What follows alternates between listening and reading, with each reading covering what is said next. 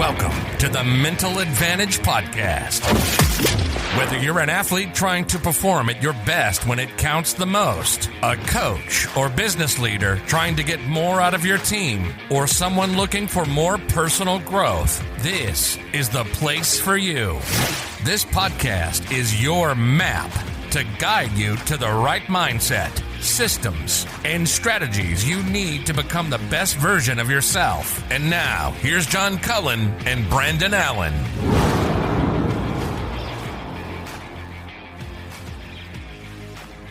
All right, welcome into the Mental Advantage Podcast. We have a great guest tonight, Mandy Patterson, who's a mental performance coach down in Georgia, the Atlanta, Georgia area. And it just so happens that Brandon actually knows Mandy and is around her in the community. They go to the same gym together. And she actually, Brandon, you know, it's funny, we interview so many different guests and don't often have that kind of connection that you have with Mandy as far as getting to see her work in the community and know that this is somebody who's, you know, working with some high school teams and different gymnasts and cheerleading squads down there. So pretty cool experience, I think, probably. Yeah, it's really good to see her. And, you know, we're very fortunate to have her in the community and her family as well, right? So, I mean, she's got a great husband. He's actually a coach and an athlete at the gym that I go to over at Cummings Strength and Fitness. And he was actually my coach tonight before we came and recorded this. But, yeah, it's great to see, you know, I know the coaches, a lot of the coaches that she's working with. She's doing great things, and we're just fortunate to have her in the community. Absolutely. So, guys, do yourselves a favor and go to Mandy Patterson at Mandy Patterson Coaching on Instagram and Facebook. But then also you can find her on the internet, mgpcoach.com. And she has a performance check session that you can get on if you're a parent or a coach, even probably, that you know, of an athlete that you just want to learn more about how, you know, kind of that mental performance coaching that Mandy provides would help your child. And, you know, she gets into a lot of the things we've been talking about recently as far as the importance of parents' involvement in the children and the athlete, just overcoming some of those mental blocks, lots of really important things about the impact that pressure, you know, just that having that pressure, you know, that whether it's going through a tryout or also just the idea of, you know, the dangers of chasing perfection. So you'll hear her talk about all of those things in this interview. So get your pen and paper ready. And here's Mandy Patterson. Brandon, we've been waiting for this guest for a little while, trying to get her on. You know, Mandy Patterson is somebody that I had followed on social media for a little while, and then you kind of operate in some of those circles around Mandy. And so between that, me following her, and then you kind of being in that circle, we really wanted to make sure we got a chance to speak with Mandy. So Mandy, welcome to the show. Thank you. Thank you guys for having me. Absolutely. So Mandy is a mental performance coach. She does individual coaching, team coaching. She does some speaking. You know, she works one-on-one through private coaching. She also does some things that I think is pretty cool for the listeners to hear, because we've had a lot of mental performance coaches on the show, sports psychologists, but Mandy does a couple of things. She'll go and work with gyms. She'll work with coaches through seminars and different things like that. And then one of the things that really struck me about your content, Mandy, is how you'll go to a camp. If somebody's having a camp, they might incorporate an hour or so on mental performance coaching. And I thought that was a really unique way. What kind of got that started? So actually, Cummings Strength and Fitness is, you know, where I know Brandon from, but they asked me, so Alexa is the youth, or she used to run the youth program there. And she got me involved when they did a summer program. She's like, hey, we've got an 8-week program in the summer for these guys. They're going to be coming in every day. And I think it was like middle school athlete range, which is primarily, you know, middle and high school is what I work with. And so she asked like, hey, can you put something together? And I was going to be out of town, so I couldn't go in person. But what I did for her is I put together some videos, I put together some worksheets and just some talking points for her to start every single practice with. And so there were different topics. I mean, I went through confidence and focus and, gave them just a little snip of the mental game skills. So they can incorporate that into their physical training. So I was honored to be asked to do that. So that was really awesome. And then from there, it was just, I've gone and spoken at tryouts because it's, a trying time for a lot of parents. There's a lot of stress involved, and the athletes, there's a lot of stress. And so it's a good opportunity for me to come out and talk to everybody and introduce this type of coaching that is desperately needed in the sport. And not a lot of parents know that it exists for middle and high schoolers. So they've heard about it. And once you get to college and professional sports and things like that, working with sports psychologists. But so that's kind of how it started. And just kind of go from there. So Mandy, do you go out during the tryout? Like, is this prior to the team actually being made, and kind of talk to the parents and the student athletes at that time?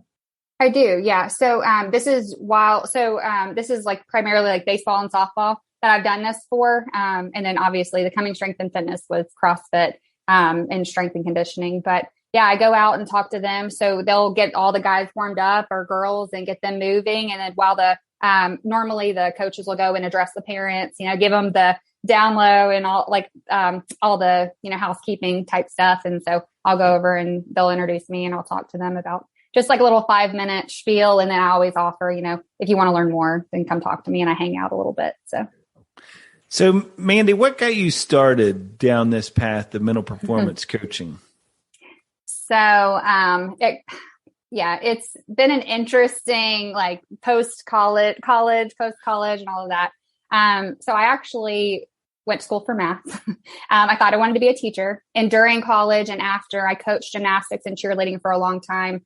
And I was actually a competitive cheerleader myself, and I had experienced mental blocks in my tumbling, which, we'll probably talk about this in a little bit, but mental blocks in tumbling is really where you go to practice one day and you literally cannot throw a skill that you've had for however long. You've had it physically and there's never been a problem. And all of a sudden it just seems like it's gone out of nowhere. And so I went through that multiple times, and it was, a very painful process. And then as a coach, I helped athletes through that, but it was a lot of trial and error. There wasn't really a thought process. It was, hey, if you get this, then you don't have to condition today, or, different, you just try to think, or just go where you're comfortable and just rep it out until you feel like you can go to something else. Right. There wasn't really a lot of thought process behind it.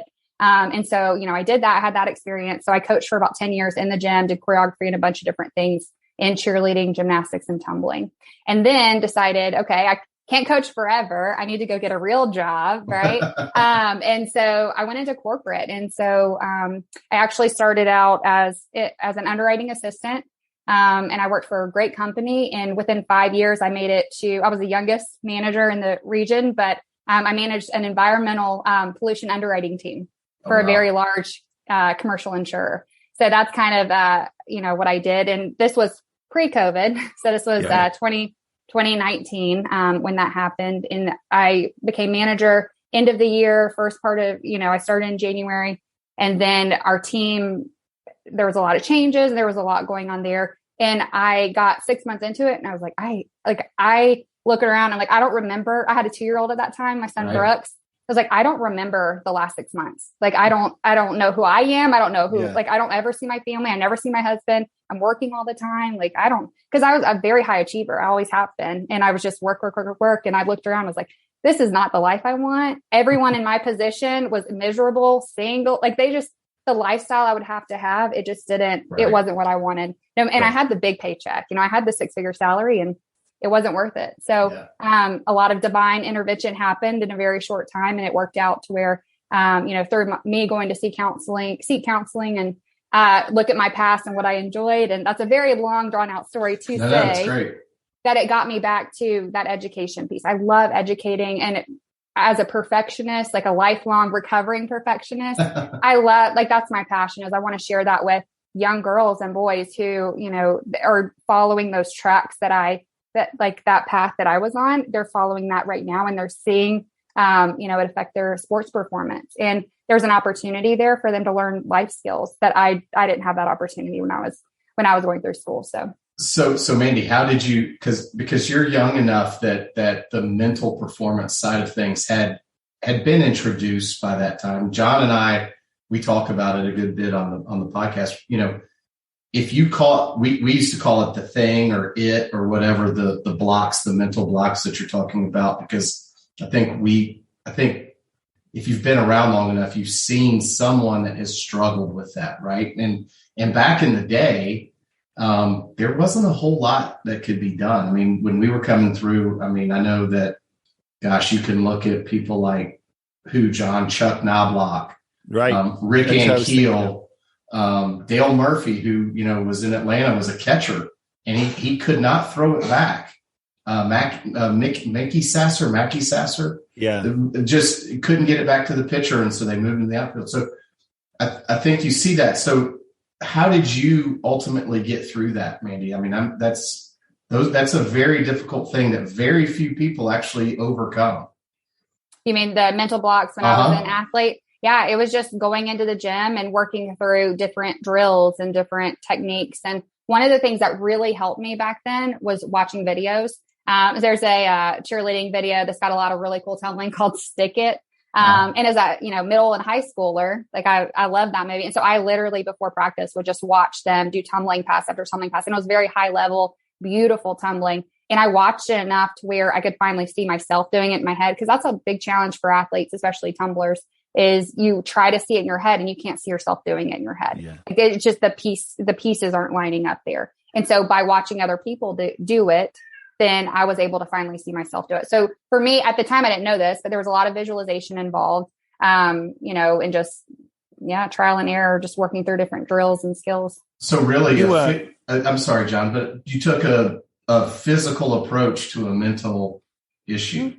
Okay. And that's what a lot of people are doing right now. Mm-hmm. They've tried the private lessons and the extra coaching, and they've tried, the parents have tried the bribery and the threats and I'm just done talking to you about this. Like you just work it out. Right. Or if you can't figure it out, I'm tired. Like I can't keep watching you struggle. Right. So you're going to have to do something different. And so the athletes, sometimes they figure it out. Sometimes they change gyms, and that helps. And, I'm sure that there was some of that, that I tried and I did just to mix things up to get a little bit more, motivation and energy behind me. But yeah.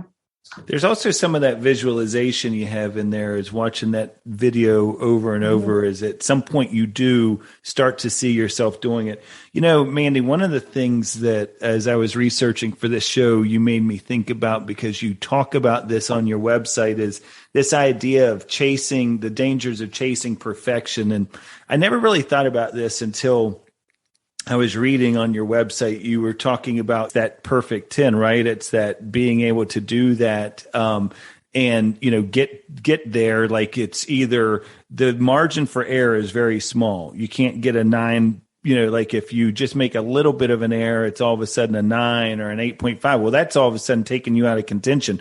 Whereas with baseball and basketball and some of the other sports that, we're familiar with, you can afford to make some errors and still be in the ball game. So what is the other thing I think that's important to know about gymnastics and cheerleading is all eyes are on you. Like it is, there's nowhere to hide. It's not, the team's not out there with you. So just kind of talk to me a little bit about that idea of chasing perfection and how that's such a dangerous thing for athletes. Yeah. So the primary sports I work with, it's cheerleading and gymnastics a lot because that's my background, and then baseball, softball. And it's very similar because the pitchers, they're in the spotlight. When you're up there about to hit, you're in the spotlight. And going back to cheer and gymnastics, not only are you judged on your skills and the difficulty of the skills, but you get deductions if you make any errors. So even the sports themselves feed into that perfectionism. And I mean, I had a call this week with a 7-year-old who's already battling anxiety and having like panic attacks at practice because of this. And I mean, she's been competing 2 years. So it's just crazy that at that young, they're already being affected by this. And so the dangers of perfectionism to me is that it teaches them to just be afraid of failure, right? That if it's not like, there's no good enough. They're setting expectations of my standard for perfection or my standard for this was a good day means I did all my skills. Not only did I do them, but they felt good. They felt right the way they're supposed to. They looked a certain way. My parents were proud of me. My coach was proud of me. right? Like everything lined up, and that's their standard. And what happens when they have that outcome based standard, right? Of, everything has to line up for it to be a good day, is they lose their ability to see progress. Yep. Okay. And then they don't even appreciate the wins that they have, because it's like, okay, got that, on to the next, on to the next, on to the next one. So, this is a little bit of a kind of different take, but, I talk to my athletes a lot about, there's really two different styles or two different approaches you can take to growth, right? Because everyone I work with is a perfectionist. Non-perfectionists don't get mental blocks because they don't have those expectations. They're just in it to have fun, right? So everyone that I work with is very overmotivated. They're very perfectionist, high performing, and they're all top on their team, right? They're all, the parents tell me, well, when she does it, it's beautiful. I'm like, I have no doubt that it's beautiful, right? Perfectionism creates amazing athletes, and it's so good. Like, there's so many good things about it. There's so many things that causes challenges. But to me, the two approaches to growth are, I call it the grind and the growth mindset. But to me, the grind mindset is, never enough. I can't accept anything but perfection, right? I've got to like push and push and push and grind and grind and grind. And then one day I'll be able to celebrate what I've accomplished. And that's hard. And they lose and athletes burn out. They don't make it a lot of the times to that point. And once they do achieve that thing, if they do achieve it, they've already put that into their happiness, right? They've already had that in the back of their mind. So by the time they get it, it's not as sweet as they thought. And then they're on to the next thing, because that's what they're used to. Versus what I teach my athletes is that growth approach. It's, yes, I'm amazing today. I'm celebrating progress today. I'm going to appreciate what I'm doing well, but I'm pushing forward because I know I'm capable of so much more. And that's really like, kind of what I teach as far as perfectionism goes. So there's a question that I tend to ask a good bit on this podcast, and it goes along that same line, because we talk to clinicians and athletes, and there's a very fine line of allowing yourself to have grace and to be able to embrace those little wins, and to also, though, not become complacent, right? I mean, it's such a razor thin margin, because like you said, there's something about chasing perfection that really, really drives an athlete, right? And how do you,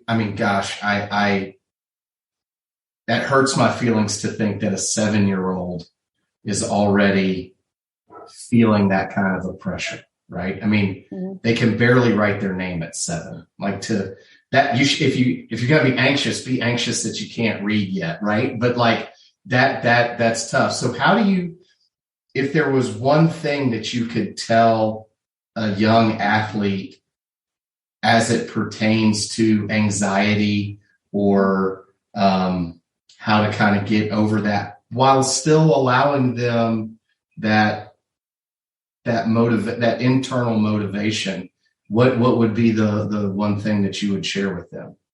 That's such a great question, because I think about this all the time. And it's something that I have struggled with as far as like in my coaching sessions, because it does get to a point, all the athletes that come to me, they're either trying to get away from something, which is like the mental block and the anxiety, or move towards something, which, that's obviously the better scenario, is they want to improve their performance and take it to the next level. But for those athletes that are just overly anxious, they get to a point where they, through the skills that I'm teaching them, they have relieved some of that anxiety. They're feeling really good about themselves, but they are still struggling with their skills. Like, they haven't gotten over the block, but they're more confident. They're enjoying practice more. They know what to focus on. They have a plan. They feel good.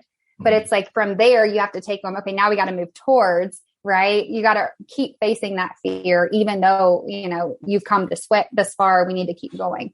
And so it is challenging, because you need that fire under you almost to continue. And so, it's something I think about a lot. Ed Milet, do you know are you familiar with him?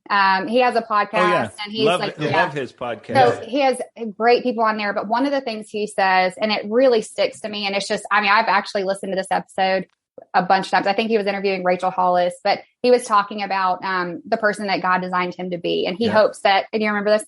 And he hopes that as he goes through his life, he is becoming the type of man that when he stands before God on Judgment Day and God presents him with, hey, this is who I created you to be. This was my ideal for you. And this is who you are, that they're twins, not complete strangers. Yeah. And so I do think there's this duty as like human beings for us to step into as much greatness as we can. Like we are so fortunate to be able to go out and practice and, to have the ability, right, for our bodies to be able to move the way that they are.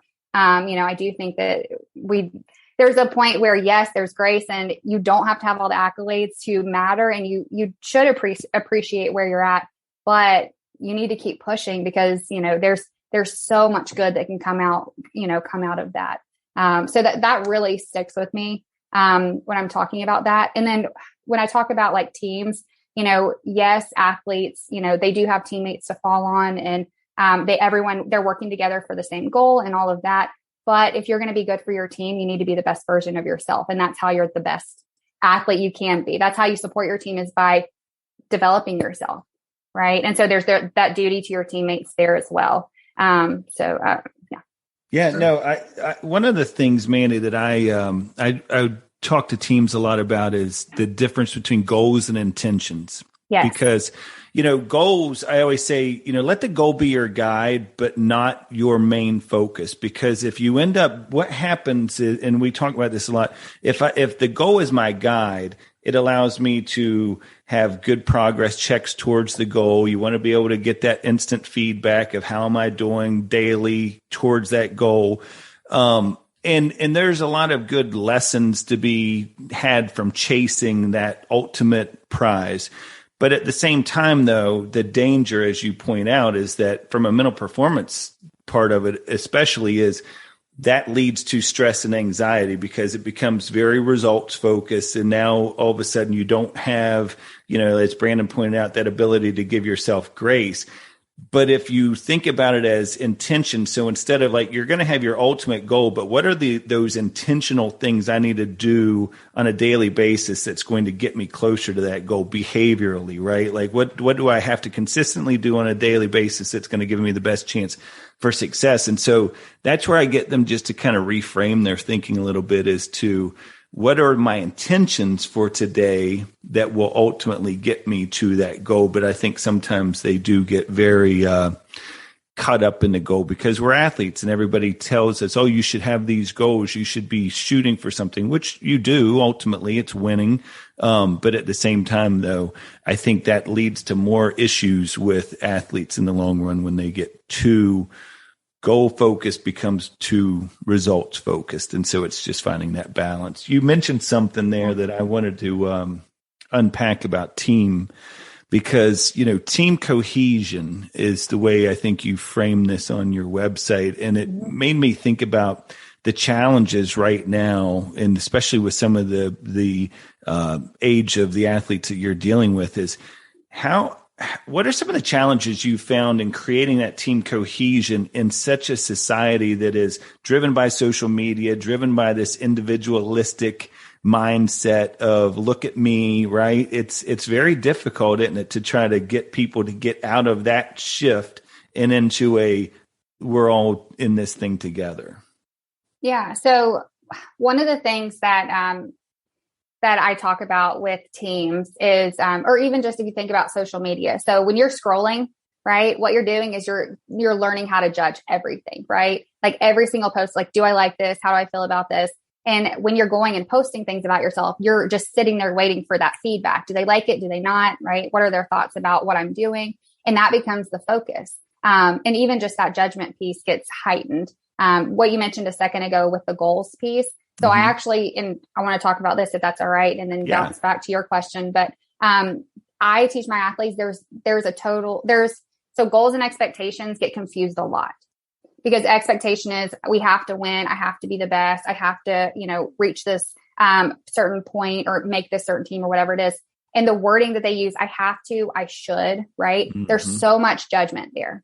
And that's where the pressure and anxiety comes from, as opposed to a goal. When you set a goal, there's no judgment, right? Or there doesn't need to be. And that gets confused, I think, a lot of the time. So goals are great because you can track progress on them. And even if you don't reach the goal, you don't judge yourself because you can see how far you've come. There's those markers and that intention that you mentioned. So I think with social media, just, that judgment again gets stirred up and they get used to doing that.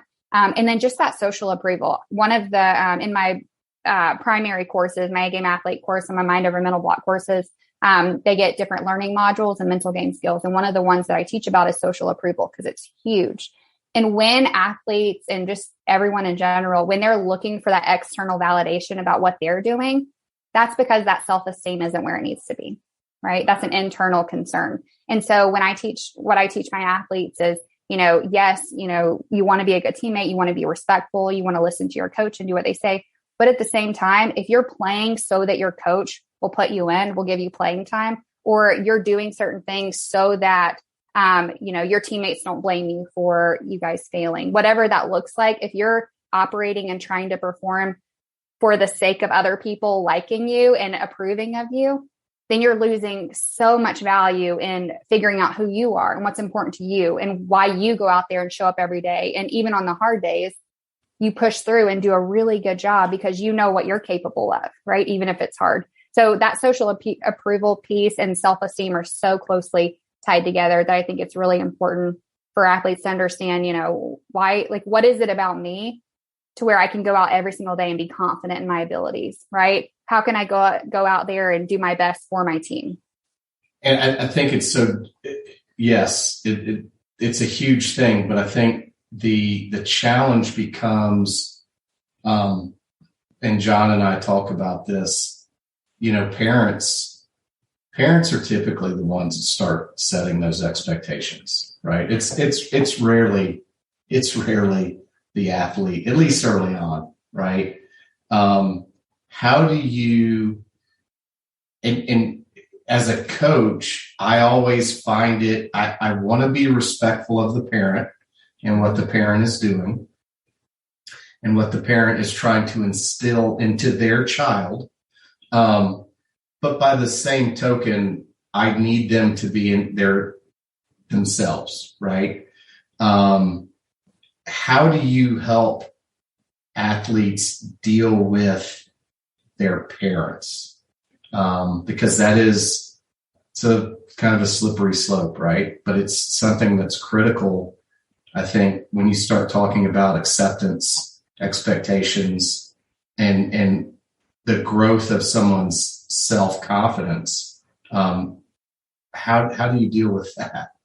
Yeah, it's tricky. One of the good things about being a mental coach is that I actually get to work with the parents as well. I mean, I have parent sessions throughout my program where I'm coaching the parents, and I only work with parents that care about, they're in it for the right reasons, right? If they're just going to push their kid and they don't care what their kid has to say, and if they hate it, they're going to get out there. And, I'm fortunate enough that I don't work with those types of parents, right? Because there's some bigger challenges there.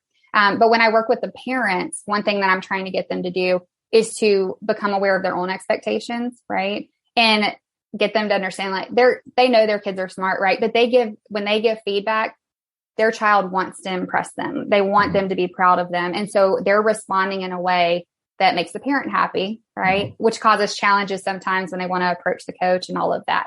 And so I always tell the parents, take a step back, really try to look at your own expectations and how those are coming across to your child and make subtle shifts. So one of the things I tell parents is when they get in the car after practice, don't start asking them, hey, how was practice? Because then they're going to be forced to tell you either something that they don't feel good about, right? Because they've already got that perfectionism and they've already relived that.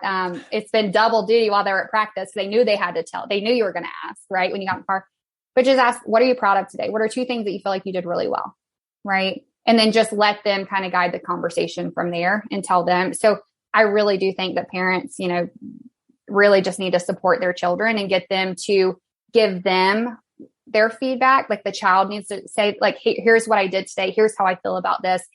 Here's, how I'm going to approach this situation that could be challenging, as opposed to constantly giving feedback. Well, why did you do this? And you should have done, you know what I mean? That conversation, just being more open to feedback. One of my recent blog articles was actually about that, just being curious when you have conversations with your child, leaning in and figuring out, okay, what do they have to say? So that's one thing. And then with the athlete, the other thing that I talk to them about is that their parents love them no matter what. Right. And I think sometimes athletes get caught up in, well, I have to get this result for my parents to be proud of me. parent, they love you, right? If they really, even if they're saying all these things and they're frustrated, that's their expectation, right? That doesn't have to be your expectation. And so it's very similar to a coach or a teammate, just, on a heightened level, because it is their parents. That relationship's very special.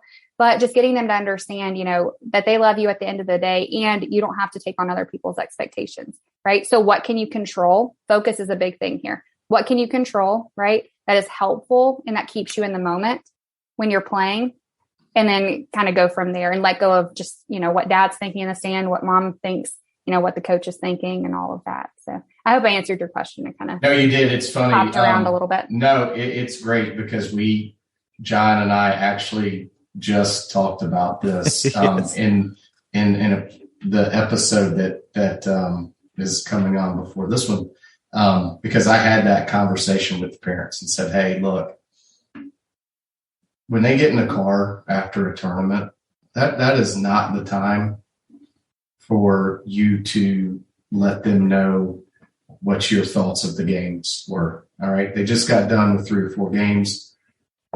Let them process what just happened and let them relax. Like if you want to continue as a parent to watch them participate and go out there and compete, then you need to allow them to breathe a little bit, because the kids that I'm coaching are at the age where if you keep pissing them off or really turn them off, they'll just hang it up. There's so many opportunities now that they really don't need it. There's certainly kids that need the structure and all that more than the sport.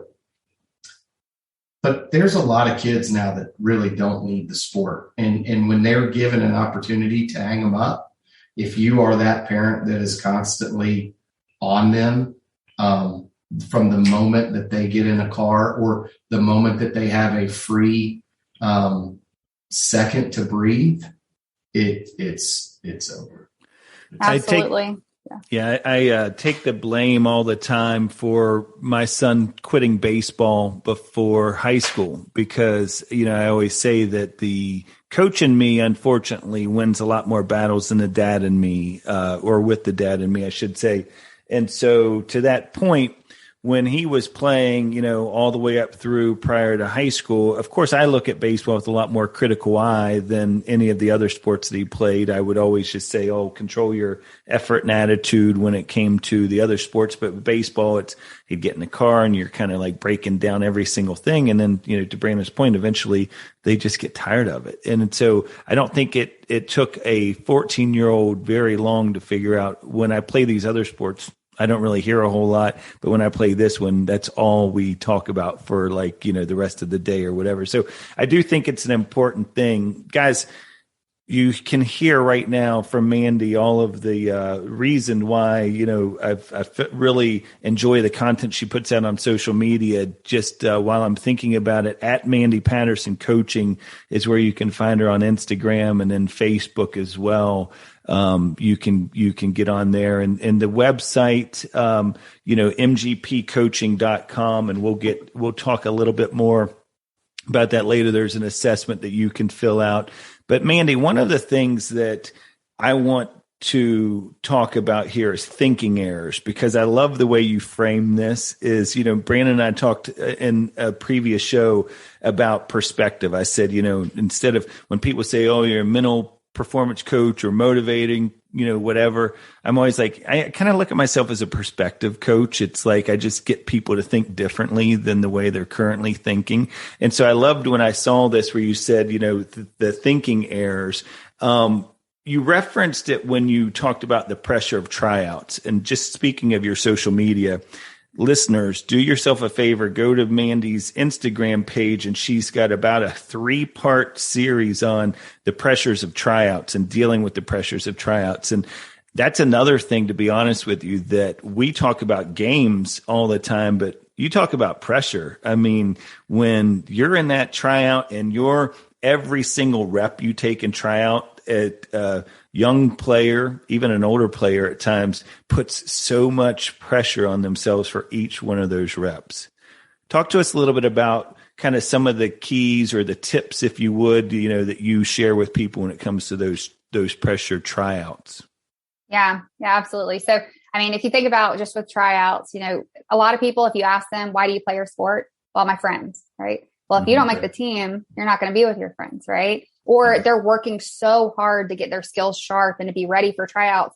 And then a lot of the athletes that I talk to are like, if I don't make it, it means all my hard work was for nothing. Which for me as a mental coach, I'm like, oh no, it all pays off, right? So there's so much pressure there. And so one of the things that happens a lot with anxiety and fear is we think about the unknown, right? We're up in the land of, the irrational thoughts and all of this stuff that could happen. And it's all negative, right? What if I don't make it? What if I go into tryouts and everyone's better than me? What if I'm the smallest one out there? Size is huge for the athletes I work with. I hear that all the time. I'm not strong enough. I'm not big enough. I haven't been doing this long enough is another one, right? That they get in, or even just going into games, like this other team, last time we played them, we lost. And so it's going to be a really tough game. And they get that in their head, right? It's going to be a tough tryout because the competition is fierce. I use that terminology in that blog, right? Or there's only so many spots. Why does it matter how many spots? What does that have to do with your talent level showing up and doing your best? So I get fired up because I'm like, no, please. And that's why I say thinking error, because it's the stuff that gets in your head so that when you're training, you can't give everything that you have into it because you're in a negative space. And so one very quick shift from that is if you're thinking something like, what if I don't try out, or what if I don't make the team? It's like, well, what if you get out there and you make the team and you feel amazing about how you did, right? Mm-hmm. Or what if you get out there and you do better than you've ever done before with your jumps, or you throw harder than you've ever thrown before? Or what if you make so many new friends that it doesn't even matter if you make the team or not, because you're developing relationships and you're building your ability to go out and put yourself out there, in a trial situation, a difficult situation.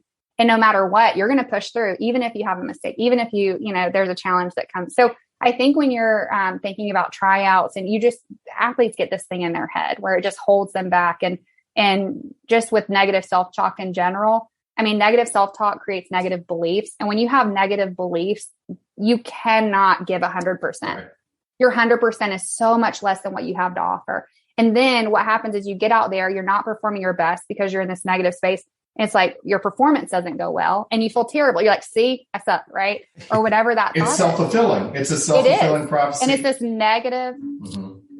Absolutely. So even just like switching that really quickly, it's like, okay, got a negative thought, switch it to a positive one. And that's at first your body, like that instinct is going to be like, well, that doesn't feel right? That's not true. But have that conversation like, well, yes, I'm afraid of not making the team. Yeah, but what if all of these, like what is possible? What opportunities could exist for you in this big challenge, right? And how can you step into that, from a really positive place and believing in yourself and looking at all of the progress that you've made. That's one of the biggest things I do with my athletes is, yes, okay, you feel, because I ask them, how did the tournament go? Well, I struck out this many times, or, whatever. I didn't get on base, or, I walked however many guys and my coach took me out. It's like, okay, well, what did you do well? Mm-hmm. Like the list is, forever long of the things they did well, but they're like, wait, what do you mean? It was horrible. No, it wasn't. You made one mistake. And so I think just just those negative thoughts, that those things get in our head and they just hold us back. So, yeah. Well, I think too, in talking to some of the athletes that I talk with, a lot of times it's not the fear is not that they're not going to make the team. It really isn't. It's the fear that they're going to be rejected, and they've never been rejected before. I mean, really,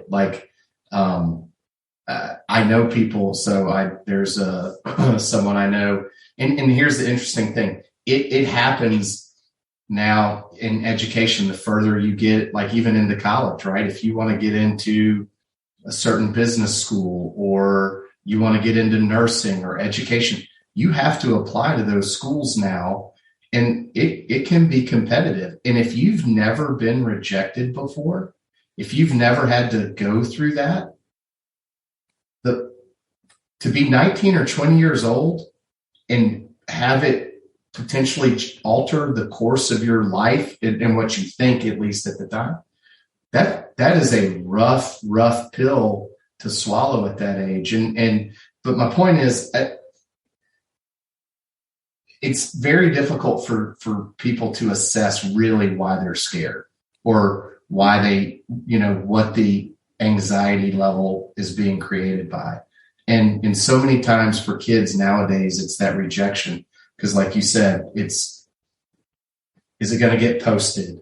I can't, it's that fear of missing out, right? I've got the social media thing starts to play a role. It's just a different time. It's a very challenging time for athletes and just young people in general. And I really love the fact, especially here in this community, that the teams have someone like you that's out there kind of helping level set that does my heart well, especially having a daughter that's gone through it. I've got another daughter that's at East and a son that's getting ready to be a freshman at East. And I'm glad to know that you're in the community for sure. Thank you. Yeah, it was a cool experience. One of the teams I'm working with a baseball team, a high school baseball team right now. And, we went through an exercise where I asked everybody, what makes a great athlete? And I had everyone group up. And so they went through and we put sticky notes all along the, fence right there. And it was really cool because obviously they're not putting they won this many things, championship ring, all this stuff. It's all about, being a good teammate, being a hard worker, being coachable, being, having integrity, right? All this stuff, they're all values. They're all, different parts of who you are. It's not necessarily the outcome that you're focusing on. And so I think that's one thing that gets lost when they're just looking at that end piece, I have to make this team, I have to make the team. You're absolutely right. They're afraid because if they don't make the team, it means that, they're doing all this thing and all this work and it was for nothing. And that everybody knows that they're not good enough and all of this stuff. But even if my hope is that when I'm working with athletes that I'm helping them see how, even if they don't get, even if they don't make the team, even if they don't get the win, that all of the work they're doing is creating just an amazing person. You're developing athleticism. You're